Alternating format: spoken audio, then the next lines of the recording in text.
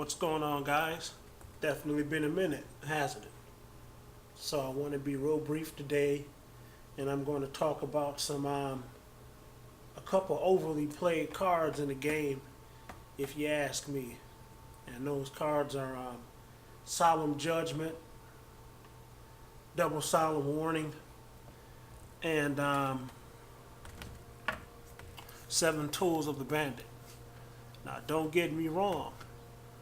You know, they are great cards. They're counter traps, and we don't have a lot of those in the game. But however, I'm the type of duelist, as it relates to my life points, I'm very conservative.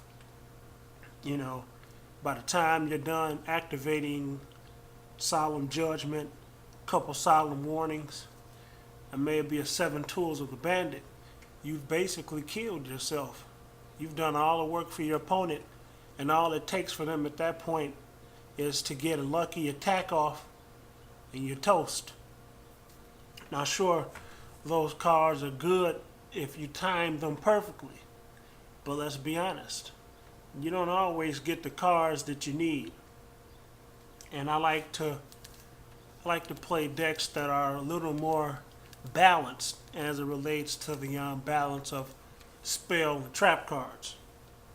And so I've been going over the idea with myself that perhaps there are better options. And so I got a card in mind that I've been tinkering around with. It's called Dark Bribe. You know, I'm pretty sure everybody knows what it does. But however, I think the card is very useful, you know, considering it is a counter trap. You know, every counter trap that's worth playing has some sort of drawback. And when I look at the risk, I don't consider the risk to be that that significant. You know, just privying your opponent to draw a random card. It isn't some type of game breaking effect.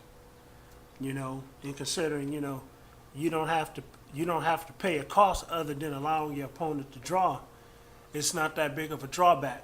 And so I've been testing a couple copies of it in a few decks that I've been running, and you know, they've been having marginal success. You know, and the more that I play with it, you know, I think it's a very great card. So I'm the type of player, I tend to play very conservative, and I don't like to pay my life points. You know, so every time I play a card in the deck, I like to consider my play style, not necessarily, you know, popularity. You know, considering that Solemn Warning, it's an expensive card. You know, some cases it's more than $100. So definitely it is a good card. You know, it does have its proper time and place. I don't think that everybody needs to splash it in their deck. You know, as I previously stated, you really have to time it just perfect to screw your opponent over.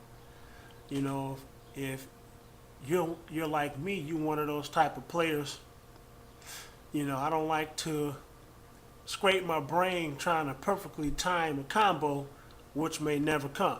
You know, late game, you may have a Solemn Judgment set, or you may draw into it. But, you know, you don't have the 2,000 life points to pay for a Solemn Warning. Whereas, very late game, if you got a Solemn Judgment, you know, you may only have to give up 1,000 life points or 500 life points. But that's when Solemn Judgment, in my opinion, it's most effective. You know, drawing it early in the game. You know, you can't smoke screen with it because, you know, obviously if you see a card set and it stays on the field for 5 or 6 turns, and your opponent set it first turn, you obviously know it's a solemn judgment or a Solemn Warning that they couldn't get off. You know, on the downside, you know,